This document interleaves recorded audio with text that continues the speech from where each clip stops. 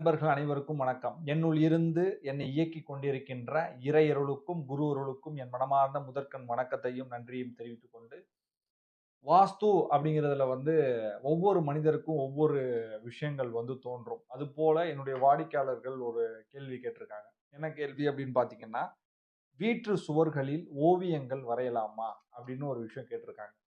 So ஓவியங்கள் அப்படின்னாலே ஒரு மிகப்பெரிய ஒரு பாசிட்டிவிட்டிய குடுக்குமா அப்படின்னு கேட்டா, நிச்சயமாக குடுக்கும் அப்படிங்கிறது தான் உண்மை. அப்ப அந்த ஓவியங்கள் சரியா, தவறா அப்படின்னு கேட்டா, அது எந்த இடத்துல இருக்குங்கிறது ஒரு மிகப்பெரிய ஒரு சூட்சமமா இருக்கு. ஒரு எக்ஸாம்பிள் ஒரு வீட்டு முகப்புல என்ட்ரன்ஸ்ல போகும்பொழுது ஒரு கதவு இருக்கு. நிலைவாசல் அப்படின்னு சொல்லுவாங்க. அதுல பார்த்தீங்க அப்படின்னா, உருவ சிலைகள் அதனுடைய அந்த ஒற்றுன்னு சொல்லுவாங்க. அதுல இருக்கும். பொதுவா இந்த கிராமத்துல குடுகுடுப்பக்காரன்னு சொல்லுவாங்க இல்லையா? அவங்க என்ன பண்ணுவாங்க அப்டின்னா, கோவில்ல இருக்கக்கூடிய தெய்வங்கள் எல்லாம் உன்னுடைய வீட்டு வாசல்லயே நிக்குது. நீ உள்ள இருக்க. கோவில கண்டுக்கல, சாமிய கண்டுக்கல, சாமி உன் வாசல் முன்னாடியே நிக்குது அப்டின்னு ஒரு விஷயத்த விடியற் காலையில தூக்கத்த எழுப்பி சொல்ட்டு போயிருவாங்க. ஸோ அடுத்த நாள் காலையில அவர் காணிக்கையோ, ஏதோ ஒரு விஷயத்த வாங்கிட்டு கடந்து போயிருவாங்க அப்டின்னு வச்சுக்கங்களேன்.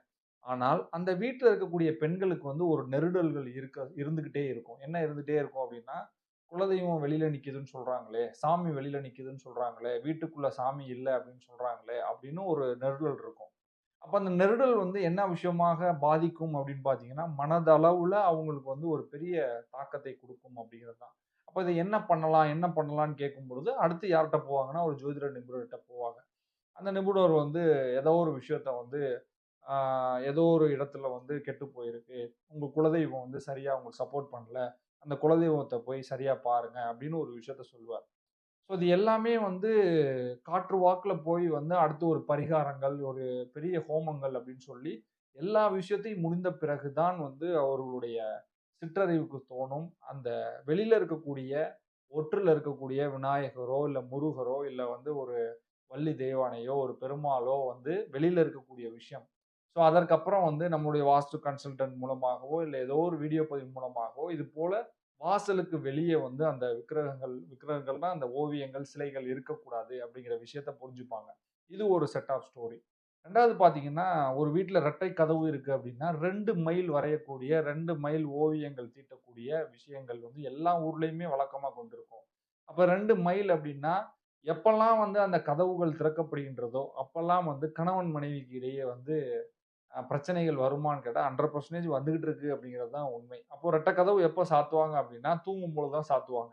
தூங்கும்பொழுது எந்த பிரச்சனையும் வராது அப்படிங்கிறது ஒரு ஒரு ஒரு ரிசர்ச் ஃபைண்டிங்கா எடுத்துக்கலாமே. இது அனுபவபூர்வமா உண்மையாகவும் சில இடங்கள்ல இருக்குது.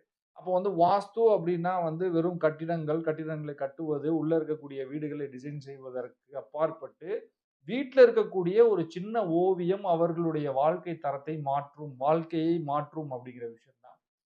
என்னுடைய மாமியார் வீட்ல ஒரு ஓவியம் ஒட்டப்பட்டிருந்துச்சு. நான் திருமணம் ஆன பொழுது. ஒரு தாய் குருவி 2 குழந்தைகளுக்கு உணவை ஊட்டிக் கொண்டிருக்கின்ற ஒரு ஓவியம். அந்த ஓவியம் அ தெரிந்தோ தெரியாமலோ அவர்களை ஈர்க்கப்படுது. அந்த ஈர்க்கப்பட்ட விஷயங்களை அவர்கள் ஓவியமாக அந்த வீட்ல ஒட்டுறாங்க. அதனுடைய தாக்கம் என்னவாக இருக்கு அப்படின்னு பார்த்தீங்கன்னா, இன்றளவும் அந்த 2 பெண் குழந்தைகளுமே அவங்க அம்மா வீட்ல இருப்பதற்கான ஒரு உந்துதலையும், அம்மா வீட்டு சாப்பாட சாப்பிடுவதற்கான ஒரு ஏக்கத்தையும் கொடுத்துக் கொண்டே இருக்கின்றது அப்படிங்கிறது தான் உண்மை. அப்போ இதற்கும் ஓவியத்திற்கும் என்ன சம்பந்தம் அப்படின்னு பார்த்தீங்கன்னா, அந்த ஓவியத்தினுடைய எண்ண அலைகள், அந்த எடுக்கக்கூடிய பாசிட்டிவிட்டி ஒரு மனிதனை கெட்டதாகவும் மாத்துகின்றது, ஒரு மனிதனை பாசிட்டிவாவும் மாத்துகின்றது அப்படிங்கிற ஒரு விஷயத்தை புரிஞ்சுக்கங்க. ஸோ பொதுவா வீடு அப்படின்னா உயிரோட்டம் நிறைந்ததாக ஒரு விஷயமா இருக்கும். அந்த வீட்ல இருக்கக்கூடிய ஒவ்வொரு சித்திரங்களும், ஒவ்வொரு ஓவியங்களும், ஒவ்வொரு வண்ணங்களும் அந்த வீட்டில் இருக்கக்கூடிய தலைவனையோ, தலைமகளையோ, இருக்கக்கூடிய ஒவ்வொரு நபரினுடைய மனநிலைமையும் மாத்தும். அவர்களுடைய ஏற்றத்தைக்கும் கூட்டிட்டு போகும், இறக்கியும் விடும் அப்படிங்கிற விஷயத்த புரிஞ்சுக்கங்க. ஸோ வாஸ்து அப்படிங்கிற விஷயம் எல்லாரோட லைஃப்லயும் அடுத்த கட்ட நகர்வுக்கு இருப்பதற்காக டிசைன் செய்யப்பட்டது. அதில இருக்கக்கூடிய நுணுக்கங்களை நீங்க பயன்படுத்துங்க. தேவையில்லாத விஷயங்களையும், தேவையில்லாத ஒரு நபர் நம்மளை கேஜ் பண்றதையும் தவிர்ப்பதற்காக சில விஷயங்களை குறைவாகவும், சில விஷயங்களை அவாய்ட் பண்றதையும் சில நேரங்கள்ல அக்செப்ட் பண்ணி தான் ஆகணும் அப்படிங்கிற விஷயத்த இந்த வீடியோ பதிவு மூலமாக தெரியப்படுத்துறேன். ஸோ ஓவியங்கள் இருக்கிற வீடுகளாக இருந்தால், அத மாத்துவதற்கு முயற்சி செய்யுங்கள். நிச்சயமாக ஒரு நாள் இல்ல ஒரு நாள் உங்களுடைய வீட்ல இருக்கக்கூடிய சின்ன சின்ன விஷயங்கள், இதனால ஏற்பட்ட ஒரு சின்ன சின்ன விஷயங்களும் மாறும் அப்படிங்கிற விஷயத்த சொல்லி, மற்றொரு வீடியோ பதிவுல சந்திக்கலாம். நன்றி, வணக்கம். சர்வம் கிருஷ்ணா அர்ப்பணம்.